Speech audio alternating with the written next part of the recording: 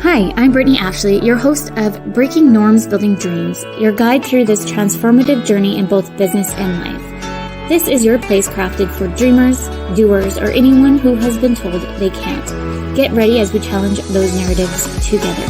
You're tuning in live to the United Public Radio Network, airing on 105.3 and 107.7 FM in New Orleans. We are streaming on all the popular platforms every Monday at 3 p.m. Eastern Standard Time. Join me for a candid and thought-provoking conversation celebrating your unique journey because you are worth it. Hello, everyone. Happy Monday.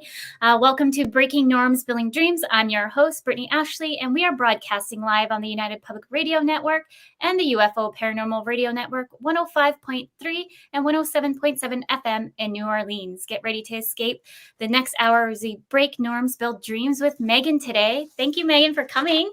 Hi, you bet. Happy to be here. I'm so excited to have you. I'll just do a quick bio on Meghan for all the listeners listening. Everyone, please meet Meghan, an investor-focused business consultant with a passion for real estate and a knack for strategic growth. With extensive experience in business and account management, Meghan is here to help you build a solid foundation and achieve your business goals.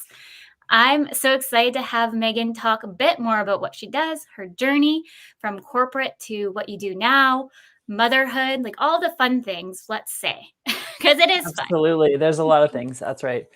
But please tell the listeners more about who Meghan is. For sure. So I live in 𝑬𝒑𝒊𝒔𝒐𝒅𝒆 British Columbia with my family, my young kids. My husband and I left the corporate world in 2019. I had this big dream for years and years that I wanted to be a pharmaceutical sales rep, and then I wanted to sell into hospitals, and I wanted to become a medical account manager and all of these things. And so I actually went through that path and spent 12 years in medical and pharmaceutical sales, and most recently was the sales manager for a really large corporation for the province of British Columbia, and it was my absolute dream job. And when my daughter turned 2, I thought there's a bit of a tug on my heart to find something else and to seek a different dream. And I think that one of the things that I found when I was in that corporate channel is that you are always striving for the next promotion, and you're always, reaching for that next level. And when you get there, a lot of times when you actually reach that big goal, you forget to set a new one. And that's what I'd done, is I forgot to set a new goal. And so I sat back and I thought, oh, geez, so this doesn't really fit any longer. And even though I got to the goal, now what's next? Like, I'm not going to move internationally with this company. I'm not going to move to Eastern Canada, to the Ontario area. So really, what is going to be next for me? And so I started thinking of other things. Another thing that happened along the way was that I actually had urgent open heart surgery. And that, I would say, allowed me to release a lot of fear around where I thought I was going in my life. And so, 16 days from diagnosis into the operating room for this urgent open heart surgery that saved my life. And then I went on to have a healthy pregnancy with my daughter. And so those things really shifted my perspective.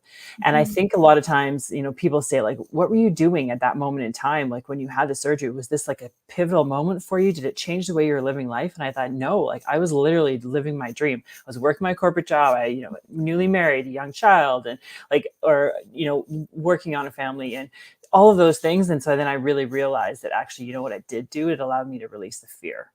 It allowed me to release the fear around what it would look like if I didn't have that corporate job, what it would look like to actually be home with that child a little bit more. Yeah. And speaking more into that fear, I think a lot of people can relate to that, that fear of that change and that shift, because I think it's kind of ingrained with us of going to university, college, go to this corporate lifestyle and just stick there, and then family and just kind of keep that routine. But things have shifted, specifically over COVID too. We can see us progressing more online more than ever. And a lot of people are also reevaluating too what that lifestyle looks like.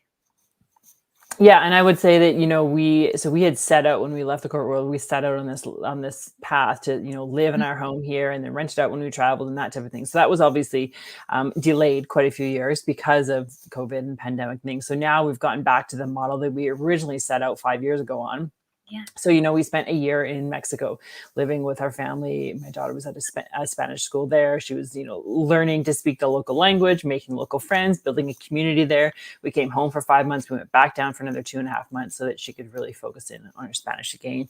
And so, we've been able to actually start implement that unconventional lifestyle in the Mhm. last little bit here now that, things have settled down with COVID and that type of thing. Yeah. And how do you find, well, maybe explain a little bit to our listeners what you do now with Yeah. the we haven't really touched on that, and then I'll get into the next question because I feel like it leads Yeah. segued in there. There's a few. So yeah, so I left the corporate world. I started learning how to work online. I started with affiliate marketing for a company called the 𝙈𝙚𝙗𝙆, which is a great water filtration Oh, system, nice. hydrogen oxidized water. Yeah. So I started there, and I just started learning because I thought this is an entire industry that I don't know, and so I started learning how to work online. And I always knew that I was going to become a consultant at some point in time, and I consulted in multiple different industries. So right around the time that COVID happened, people kept coming to me saying, "Can you help me with this?" And I thought, okay, I can't deny it any longer. I need to start consulting. And so I worked with multiple different industries: high-end golf apparel, period underwear, lifestyle, health and wellness, fitness, pre and postnatal fitness programs, like lots of different industries, which my background is lots of different industries anyway. So I was consulting Mhm. in all these areas, and I had my first real estate client coming in. And at that point, I was always really interested in real estate, but didn't really know that there was an entire industry out there that are called Mhm. real estate investors. And so during that time, I, had my first real estate client come in, and then they referred a second real estate client, et cetera. And then my business really started to just focus in a lot more on specifically real estate investors as Mhm. as a niche. And so it is a unique niche because it is relatively defined. However, that does include developers, it does include investors, it includes, mortgage brokers, basically anyone who has anything to do with real estate. So I work now in a one-to-one capacity where I consult and help them. So the thing that's really unique about real estate investing is that a real estate business grows fast. You could buy one property and all of a sudden you have 10 units and you have a thriving business. And so a lot of times those businesses grow and scale fast, but the thing that doesn't happen is the systems as it relates to the areas of business. So we take a look and we strip down accounting, finances. What does that look like? Take a look at the sales and marketing practices. Who is your marketing? What's your marketing message? What kind of sales do you need to achieve? What kind of partners are you looking for? What does it look like as far as your human resources and then your operations as well? So we strip the business down, take a look at all those areas to build a solid foundation for your business to grow. Mhm. And that's so important for a business to grow because I love to kind of do a bit of strategy as well on that kind of scale. And even just mapping out like SOPs and figuring Yeah. out those little pieces that are in your brain. Mhm. I feel like we as business owners, we kind of sometimes hit the ground running. And Yeah. then when you're ready to finally outsource or bring in that extra hand or wanting to grow even further, we forget that not everybody can read our mind. It's Yeah. nice, it'd be nice if everyone could read our mind, but having like those simple SOPs or even systems in place will help you get to the next level. Absolutely. And a lot of times too is that, like, most often people are running the whole show. So you Mhm. are the head of marketing, you're the head of the accounting department, you're head of everything.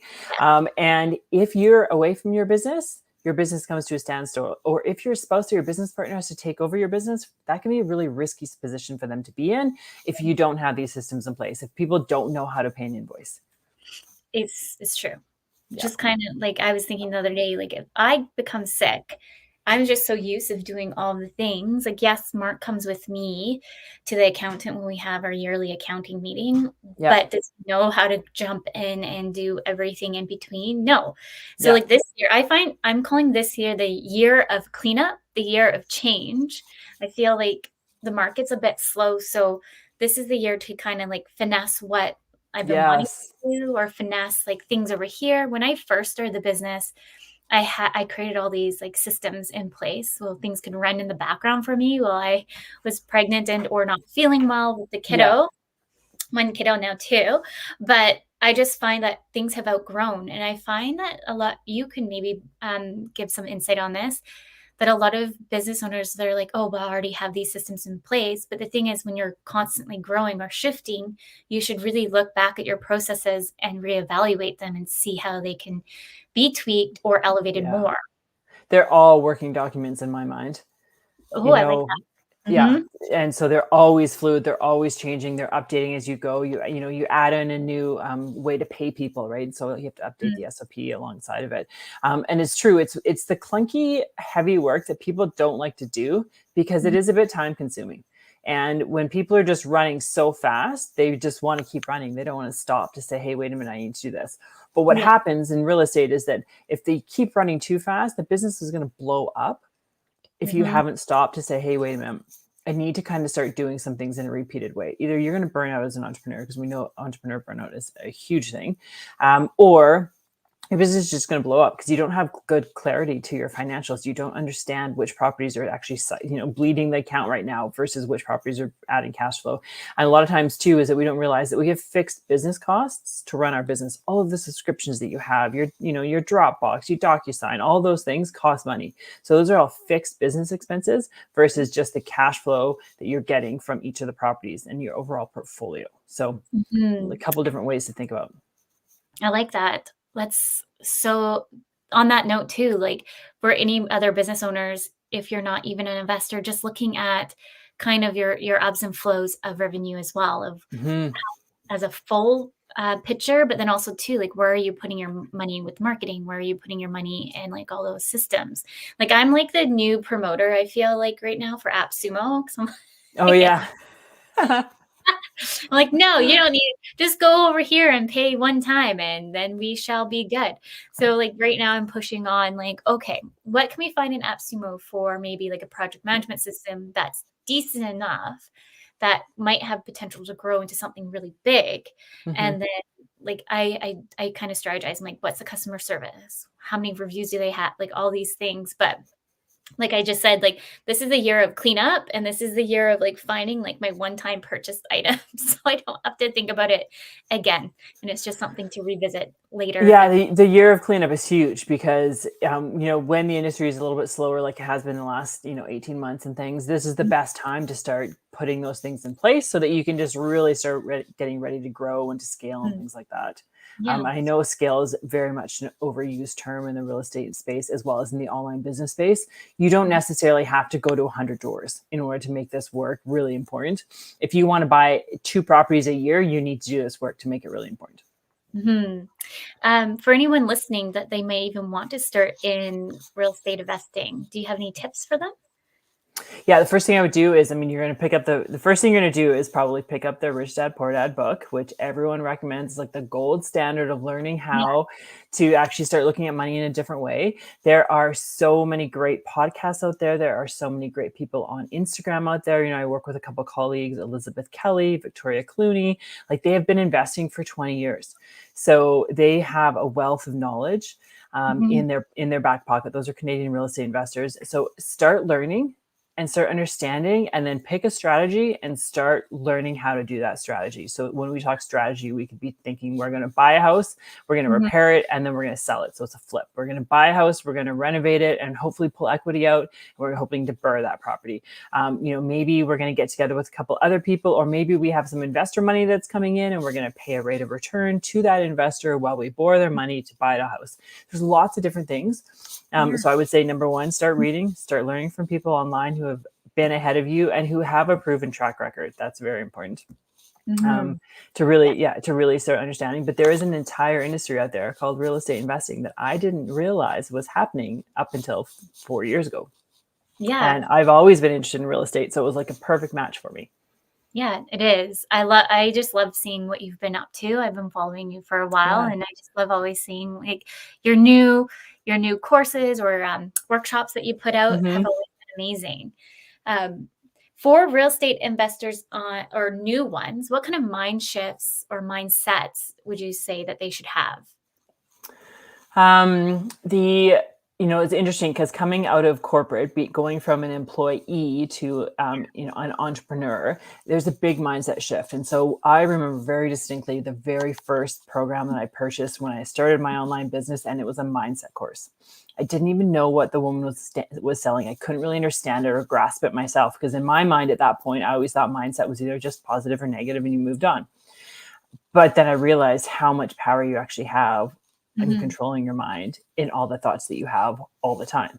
And so what I did I spent $10,000 on a 6-month program, which was my big first expense when I drove into entrepreneurship. And it was the best money that I could have ever spent because I use it all the time. And so I think that, we see these people online that are purchasing multiple properties or have big multi-million-dollar portfolios, and we think, oh, well, that's not for me, or they're way ahead of me, or I could never get there and stuff. So we limit ourselves in our thought process before we usually even get started. Yeah. And so my tip would be to recognize where you're limiting yourself. Yep. And then to understand what's going to get you over, back, past, through, etc.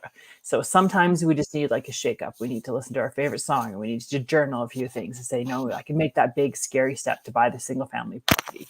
And sometimes it's really not necessarily having conversations with people that are in our immediate circle because they're trying to keep us safe. They love us. They want us to be safe and secure. And so actually really maybe sharing some of your ideas with other people that are on the path in the journey that you're potentially getting on, because that's where you're really going to find growth. Yes. And like you're just saying, mindset is everything. So starting any kind of business, like the mindset, it comes in waves, like entrepreneurship waves. It's like when it's good, it's good. And when it's bad, it feels like it's bad. So it's just, how are you going to pull yourself out of those kind of situations and think about it differently, like, or even just taking a minute to take a step back and listening to music, or taking a break with your kiddos and all of that. Like, I think everyone's so different and unique. So you have to find what makes sense to you. Cause like I've been recommended to do like yoga or anything. Like, I'm like, I don't do yoga. So So it's not going to work for me. That's the thing, is you have to find internally what works for you. For me, I don't do a lot of journaling, to be honest. I like write out my goals and things, but I don't do a lot of journaling. It doesn't vibe for me. But for some people, journaling is like pivotal. And so you really need to recognize, like, for one, you need to draw awareness to the fact of when you're getting stuck and you are stuck in yourself, basically. And then number two, you need to figure out what is going to get you out of that mind frame. For me, I like to read a couple pages, really powerful stuff. Or I'll listen to a podcast or something by Bob Proctor, or you know what, I will even go back to my initial training package that I purchased, the very first thing that I did, and I will go back to that because it kind of feels almost comforting in a way to like remember, oh yeah, okay, wait a minute, I'm good, I'm safe, I just need to keep growing. It's funny that you talk about, I'm like, I wish I purchased something like that with my money. I unfortunately found, like, I used Facebook. I still am in Facebook and all these different Facebook groups, but like the number one thing I purchased when I first started the business was a coach. And their promise was, I'm going to get you to like 10Ks, 10K points. And no, that was like an expensive ticket. And we're still, it's like still waiting. But their logic too, like she's repivoted her business, I've noticed multiple times now. But I just remember sitting in like these general group sessions, there's multiple of us, and we end up all walking away being like, what was that? Like, you could really it's frustrating when you don't leave with the result that you're hoping for. Yeah, exactly. And now I don't have anything to even like, it's just other than a valuable lesson. That's probably also why I became a coach, which is a coach, and to kind of make sure that there's those true actionable transitions for different individuals. But yeah, I don't think they're even a coach anymore, but Oh, well. Yeah. I mean, I've spent so much money growing my business, so much money on my own personal development, everything from mindset to business strategy to energetics. Like, I've spent a ton of money growing my business to where it is today. And it's a time and it's a process. And each time you invest, you level up and you learn something new. And, even if I take from, the most recent coach that I was working with, even if I take like a couple key points that are going to get me to the next level, then the overall expense is worth it. Yeah. And I feel like even though like that experience to me personally wasn't the greatest, I was able to make a really good connection. And it's an ongoing joke that we're the most expensive friends ever. Yeah. But just like having that one connection, just knowing that we can have like a random phone call, like we feel like we were long lost friends. No, that's cool. We're always meant to be friends. And like we always joke, if we would have lived close to each, because she's down in the States, that our kids would be like, we'd be having wine all the time, and the kids would be kind of situation. So it's nice to have like those kind of connections that come over something that might have not have felt like the greatest kind of Yeah. experience to look at something a little bit more positive. You mentioned in there that you purchased some things to help you scale your business. Is it more or less like systems that help you, or what kind of programs did you? Yeah, I've primarily invested in coaching for my own Mhm, business to understand where I really mhm, want to go with this, to really understand the product offering. And you mhm, know what? Honestly, to focus on my niche too. Like that for me to mhm, really own that niche of real estate it took me a while to get my head wrapped around it. Because I thought, oh, mhm, it's too hyper niche, it's too focused. Maybe I should just do general business consulting. But the truth of the matter is I don't need hundreds of clients to be having a good, successful business. I only need a handful because I only do one-to-one stuff. That's the other mhm, thing too, is that I don't do any group containers. I only do one-to-one. And that for me is what I love. And I do find real estate investing businesses to be very vulnerable because people are saying, well, here's my business and here's what's looking good and what's not. And so I don't like to do it in a group setting at all. So yeah. I just do I that. So it's probably primarily just the coaching that I've invested in myself to get strategic on where I'm growing. I love that. And that's Mhm. another big thing for everyone kind of listening, that it's okay to always like up level your skills. I find that up level and also to change your path too, like we're just talking about, like you Yeah. came from corporate to this, and then also like you're being able to also be there for your kiddos. I know you have two little kiddos now. Yeah. How do you find like running your business now and the kiddos? Like how do you do it in between? So my oldest is just turned 8. So Mhm. she's at school full time. So she's kind of taken away 8:30 to 3 is her schedule and things. So those are primarily my work hours. And that is when I really like push to get things done. And then the baby just is she's 2.5 today, actually. Well, And so we've done a combination of things with her. We have had, when we lived in Mexico, we had a full-time nanny that lived with us there. yeah. So they were really supportive. We also had a housekeeper that was, helping with some meal prep and things like that. When we're back in Canada, we don't have all those lovely resources that we have in Mexico. So my husband and I do a bit of a tag teaming. We have like a nanny share in the morning because the fact of the matter is, if you guys are trying to work while Mhm. parenting at the exact same time, you're probably feeling like a pretty crummy parent and a pretty frustrated worker. And Yeah. so those two things I don't know how people do it. If you've got a magic sauce, I'm very happy to have happy to Yeah. have access to it. But yeah, so we have a nanny share in the morning. So she goes out for her nanny play date in the morning and then she comes back for nap time. So we get a little bit more done. And then kind of between 3 and 7, when both girls are home and active and stuff, those are the focus times. Focus Yeah. time in doing the family stuff. And then when it's bedtime, like for some people will, especially as an entrepreneur, you will fall asleep with the computer beside you. You're working as much as you can. I am Mhm. done at nighttime. I know that is my window. I'm done for the day. And so whatever didn't get done that day has to be done the next morning, because there's very Well, rare occasions I'll open my computer. that's really good to know because, I feel like sometimes we as entrepreneurs end up pushing ourselves a bit Yeah. more, to the level of burnout, and so being Yeah. really aware of those pieces that that maybe, "You know what? I'm not that great at nighttime, so why should I cram everything?" Like, for me, I'm more creative at nighttime sometimes, like, I love it if a client's like, "Britt, can you do up, like, a PDF document for me?" or something. I was like, "Perfect. Mhm. I'll do it at this time," because it's, like, my brain of, like, my shutdown time in a way. Yep. Um but anything like invoice or thinking about SOPs or anything like that, like, I know it needs to be done in the morning time because my brain's not fully there or more fully there. Yeah, and it's really important to recognize, like, I always use this example is, if I walked into any of my big conferences with my last corporation things, I'd walk in and I would see the finance table, I would see Mhm. the human resources table, I would see the sales and marketing department, I would see the operational strategists, right? Everyone is very different. Yeah. Very different. Like, we're talking very different personality types. But yet, as the entrepreneur, you are wearing all of those hats. And so you need to recognize, number one, where your energy shifts are, and number two, what you're actually really good at. Because the things that you're not good at those are going to be the first things you outsource, like the bookkeeping for a lot of people. For me, it was the marketing side of things. I have a background in marketing. I actually don't like marketing at all. I'm sales all day. Give me something to sell. I love it. But that's where I want to spend my energy. So me jumping into Canva to create nice looking documents, no go. Like, it's the energetic drain for me. I don't like it. But then you have to realize, like, okay, well, what things am I good at? What things am I terrible at? Now, where are my energetics around it? You're good and you're creative in the evening, so you can easily bang out some Canva, documents at nighttime stuff. That is not where you'll find me. On Fridays, that's when I do finances. On kind of Wednesdays, sometimes Thursdays, I'll do some content writing on those days, maybe Tuesdays after I've had a few client calls and things, because that's where my ideas are coming from.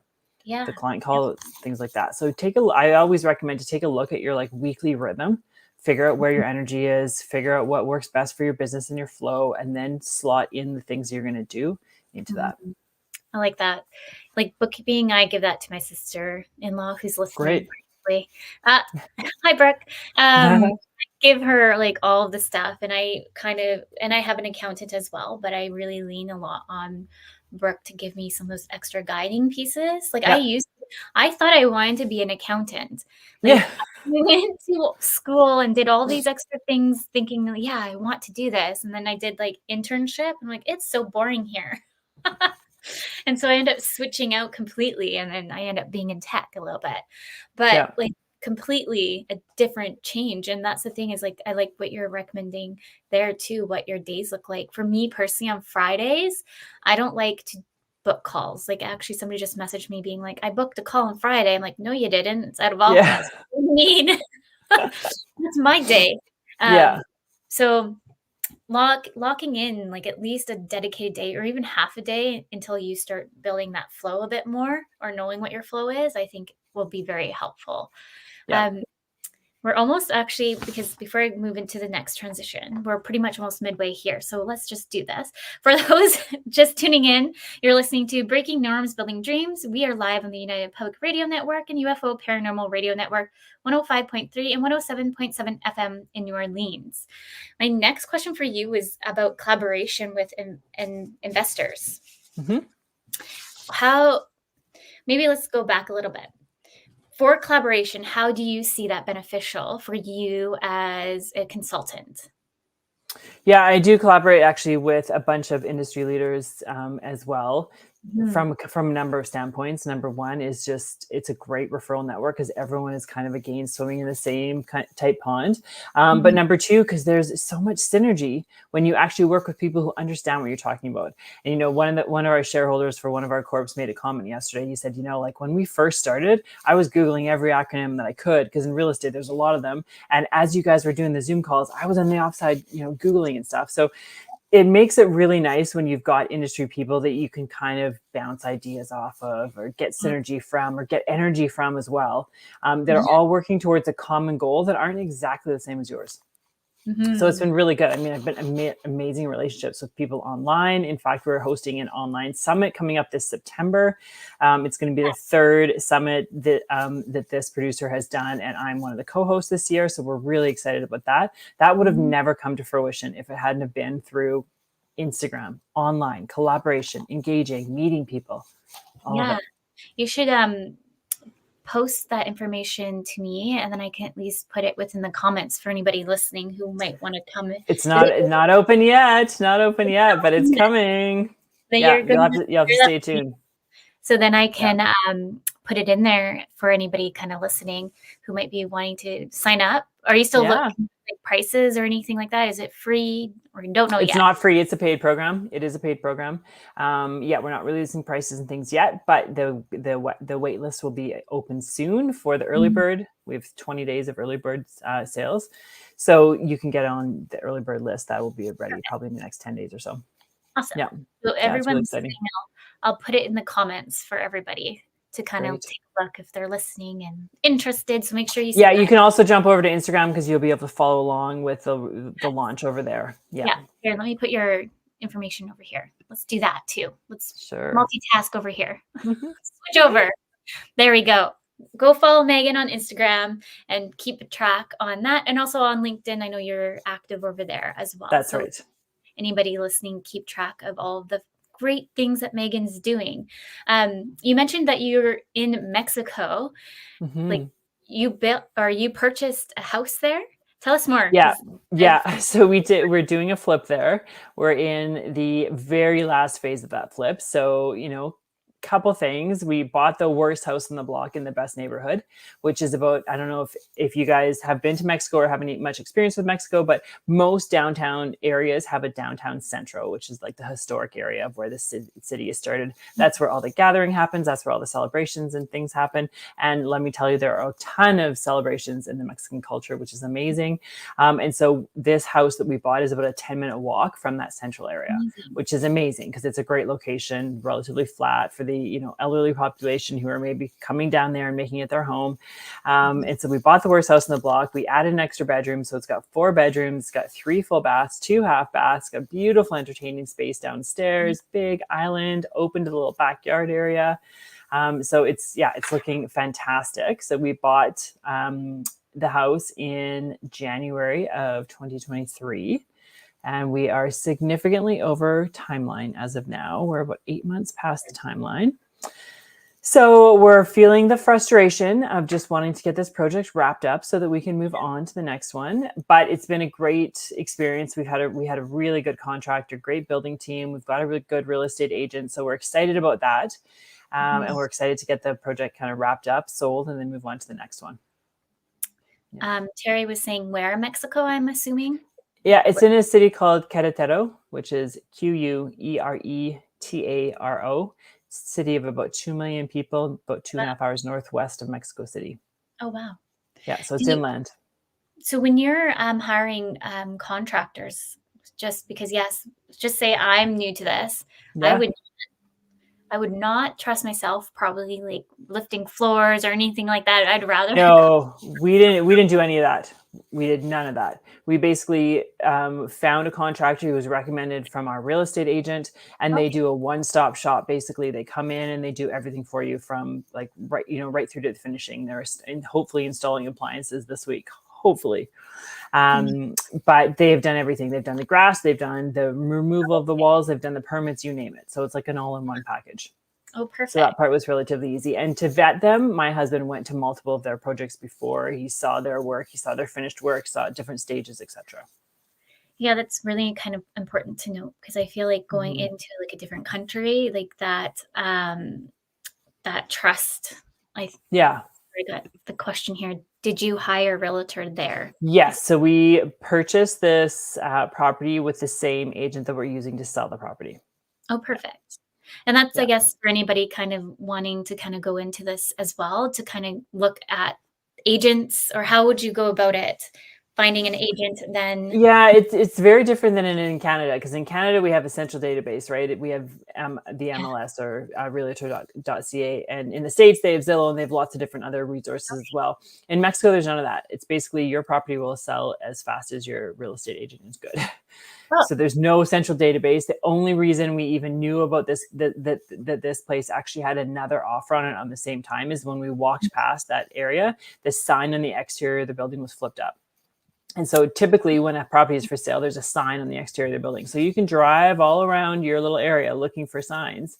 And this sign was flipped up. So we thought, oh my gosh, I wonder if they got an offer. So we, of course, ran to the real estate agent. She said, yeah, they did get an offer. Here's what the offer is. Do you guys want to offer more? So I think we threw in an extra few $1,000s and ended up getting the product, because they'll tell you all the details, which is kind of cool. Yeah, I was going to say that doesn't work really. Yeah, so exactly. That's so funny. It's so funny, like learning how the market works in different countries. Are you hoping to then purchase again in Mexico, like once this one's totally flipped, sell it? Originally, we were hoping to do a couple projects there, but because we've had such significant delays, I'm not entirely sure we're going to do it again, to be honest. Yeah. Did you? I've been seeing so much on TikTok right now. Actually, we've been chatting about this with a friend, because it's like Switzerland, I believe. They're trying to they're like trying to pay you to come there and flip their houses. I can't remember how much. And I'm like, interesting. Oh, wow. And then there's where is Spain, maybe? Oh, yeah. Because the older population is unfortunately dying off, and then the younger ones just want to go off, so they can't sustain what's there, and so they're wanting to sell these homes for really cheap. And at the end of the day, you just have to renovate within the the time frame. And Interesting. like 3 years or 4 years when you have to renovate. Yeah. You can sell it or keep it for yourselves. I'm like, Hmm. interesting. Like, Yeah, feel I mean, we're forever looking at real estate all over the world, so we're definitely interested. I'll have to look into some of those programs, but definitely interested in doing projects in other areas too, and diversifying yeah. within the industry. I'll send you the information. I'll find you some of this stuff because I thought it was just interesting. Now my TikTok's just getting blown up with all these things. It's probably trying to tell me to move. Yeah, well, I mean, there's lots of opportunity. Even at the end of the day, even if we sell in the next 3 months, the project will still have been worth it.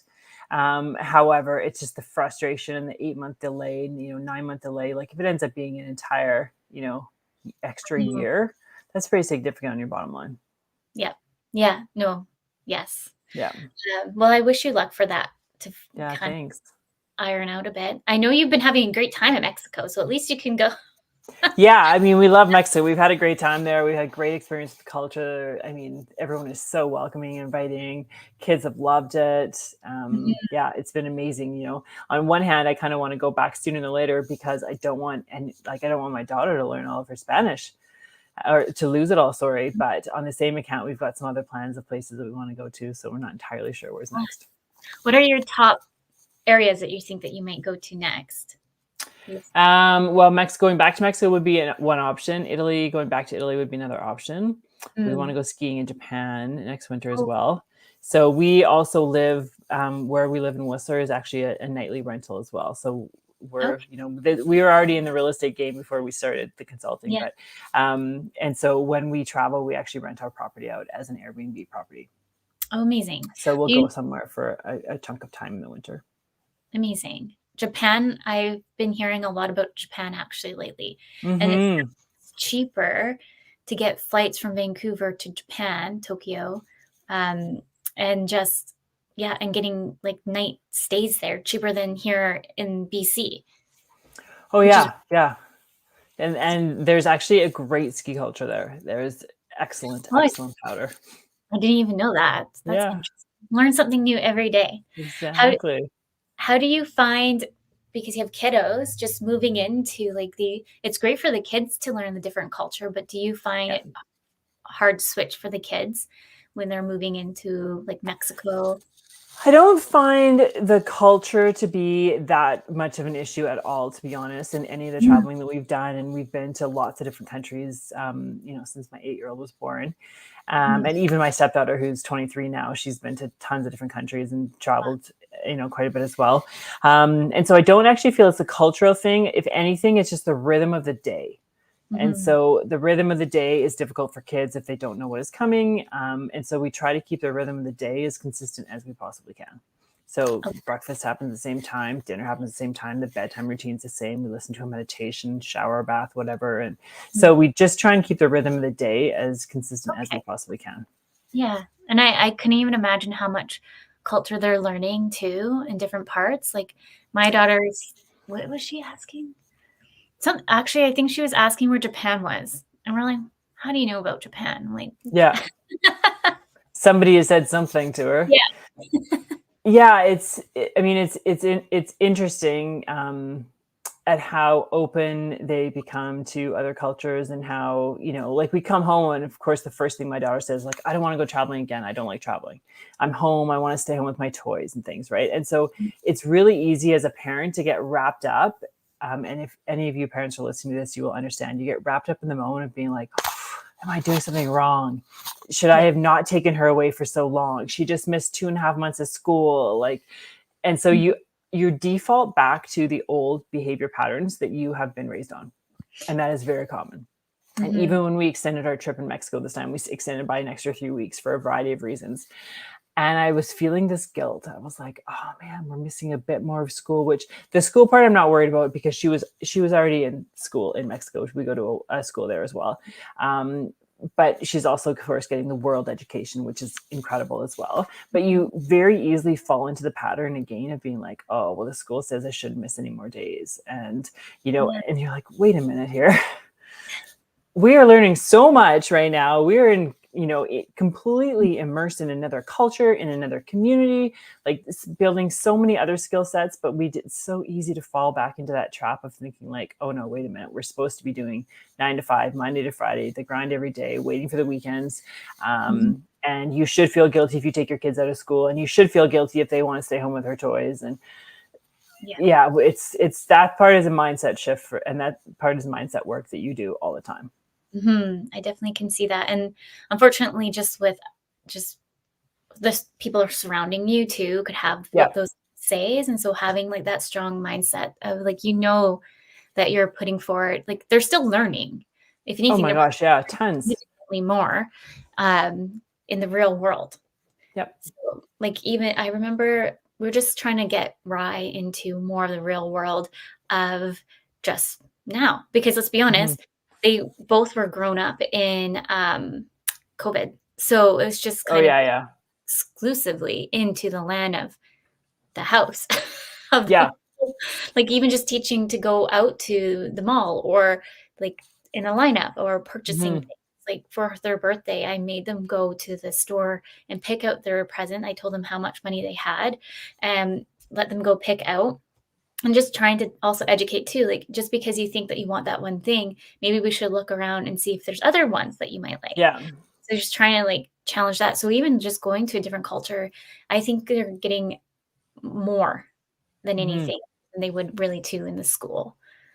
Absolutely. But even for myself, knowing what I know and knowing that, how important that is to me, I was finding myself getting wrapped up and thinking, oh, maybe we shouldn't extend. Maybe we should go back and we shouldn't miss more school. And so I can easily see how people get affected when they aren't as confident or convicted in what they feel is best for their family. Yes. We have a question here. I'm just going to put it up. Airbnb rules have changed recently in BC. How has that affected the real estate industry?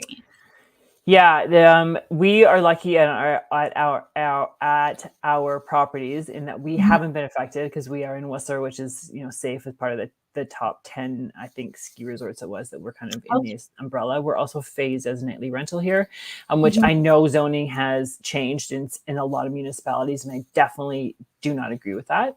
And then our other location is on Vancouver Island, and it's in a small population, so significantly less than 10,000 people. So we have not been affected.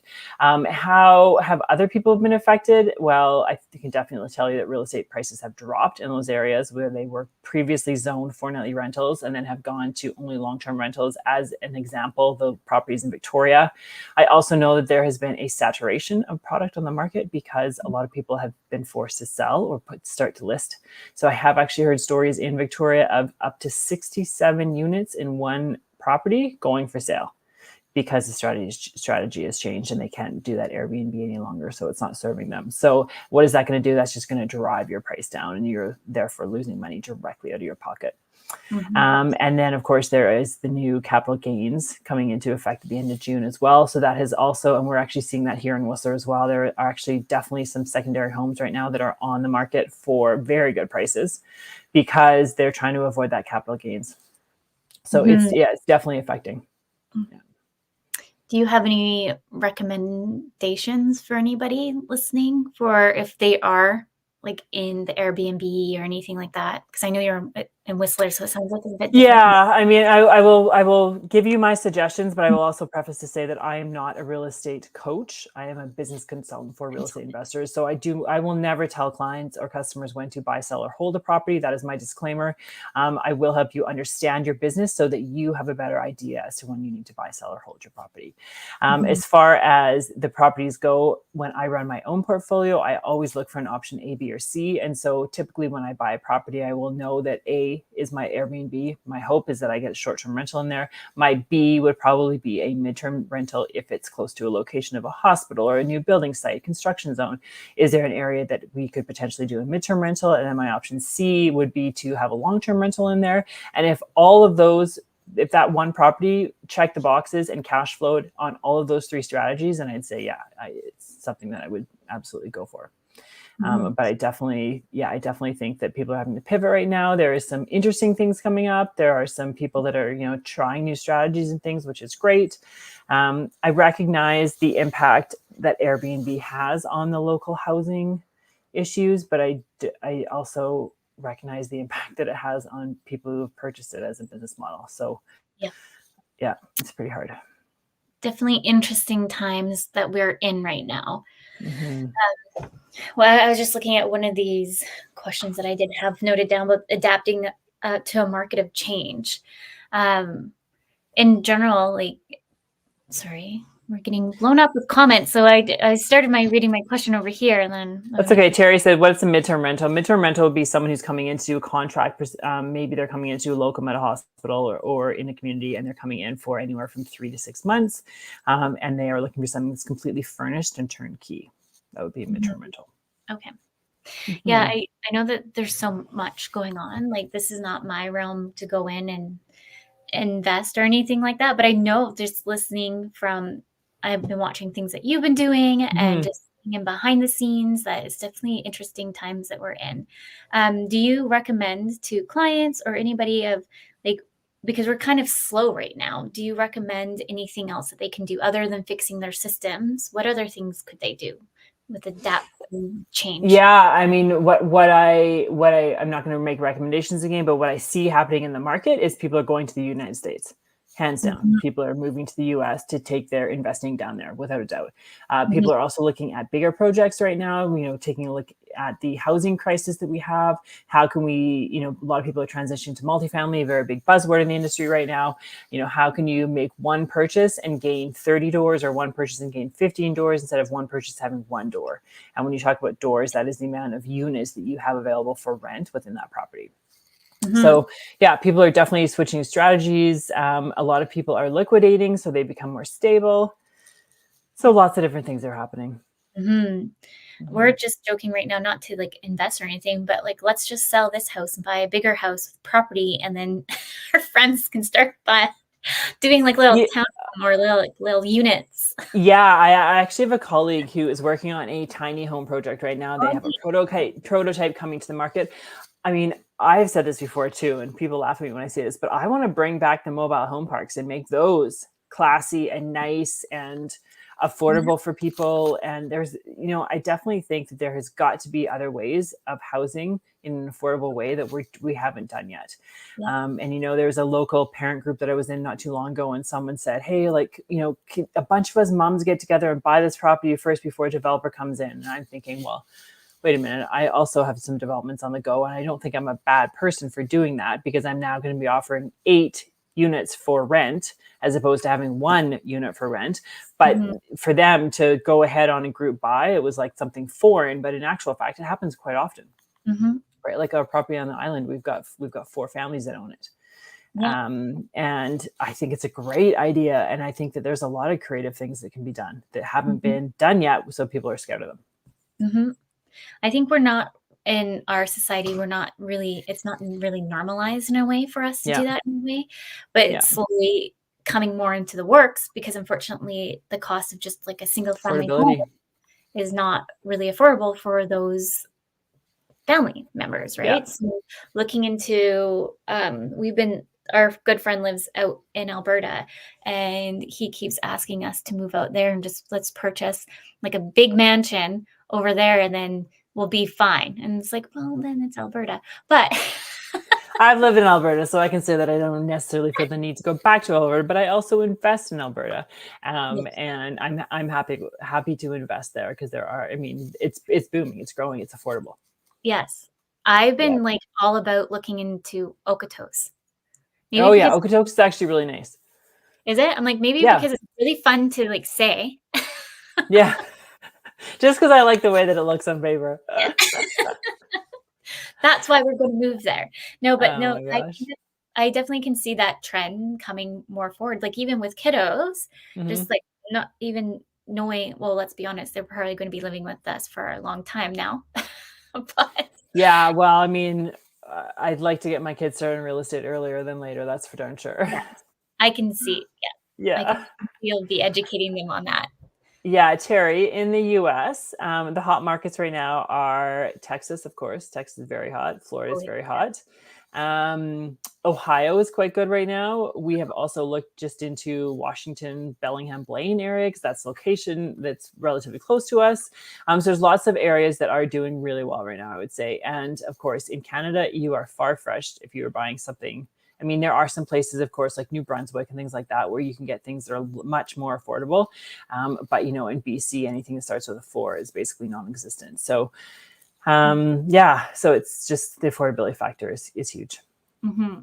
Mm-hmm. I'm not surprised about Texas. I feel like Texas is always, it's Texas. I don't know. It always seems like it's always on the up and up. Yeah, I mean, there's lots of growth there too. Yeah, good pricing. And we're just looking at the time here. Do you have any kind of last recommendations for anyone listening on kind of going into this realm that maybe we didn't touch on, or last minute thoughts on Yeah, job? I'll touch on a couple of things. The first thing I will say is that if you have an idea, a thought, a vision of something on your mind, it doesn't have to be real estate focused. Something on your mind, like you want to start a business, you want to go after a job, you want a different career, you want to get a promotion, like anything that is on your mind, you have that power to achieve it. And a lot of times we discount ourselves and we take away our own power because we think, oh no, it's not for me, or I can't do it, or it's too ambitious. But I encourage you to go after what it is that you are truly dreaming of, because there is nothing standing in the way of your success except for your own self. And so that is my first message, is to really figure out what it feels like to be uncomfortable, embrace it, nurture it, and then just go for it. The next thing I will say is that, you know, some of the biggest investment you can make is, of course, in yourself. And when you take a look at the entrepreneur versus the employee, as an employee, I always thought that my company was responsible for my personal development and growth. And when I took that leap of faith into the entrepreneurship world and realized that I was actually in charge of my own education, personal development, and growth, that's when you really start to feel the power of the decisions that you make. And so I would encourage you as well to say, hey, wait a minute, like, it's really not my company's job to invest in me. It's my job to invest in me if I'm looking for something greater. And then, of course, the third thing I'm going to say is, if you don't know real estate, or you haven't started in real estate, or you are interested in real estate, start learning, start reading the books, start with the podcast. You know, I would be in a very different position if I knew about this industry 15 years ago. And gosh, I wish I did, because I've always loved real estate. Like, I did this typical get to 4 properties, you max out on everything, I don't know where to go next. So I sold some properties off to make some other strategic decisions. And so now I'm kind of at a position where my consulting business on one side, but our real estate portfolio is what we're growing on the other side. And that's really exciting, because I feel like I've been waiting for this opportunity to grow that portfolio for the last 15 years. Yeah. So that part's awesome. So yeah, those are my 3 things. I mean, great things. We'll rewatch this multiple times and take notes. I wish I would have gotten more involved too into all of this. I'm not going to lie. My stepdad did construction, and so I've always kind of had, I think, the passion, and that because we work sometimes with real estate agents too, and I love working with agents on strategizing different things or knowing what the market's doing at a high level. Like, I find it so fascinating. So maybe I'll pick your brain more.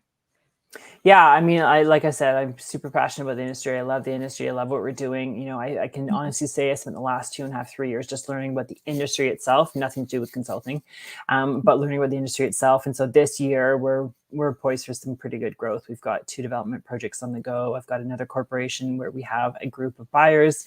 You know, I've started to learn how to raise my own private equity, or to do private borrowing and things. And so there's a lot of things that you learn along the way. So you don't have to necessarily jump to multiple different things. Just start with one. Just start with one property, one idea, one investor. Like, just get an idea off the ground and really start to embrace and see what's possible for yourself. Yes. Love it. Well, everybody, thank you for listening. We're almost at the top of the hour. So thank you for Terry for all your questions, everyone at the United Public Radio Network and the UFO Paranormal Radio Network. Next week, we'll have Jill Wright come on the show, who is a published author, speaker, has a very popular podcast that I'll be joining as well, who helps moms to really take ownership of their worth. And so with that, until next week, remember, your journey is unique and your worth is unquestionable. Thank you, Meghan, for coming in today. You're welcome. Have a great day.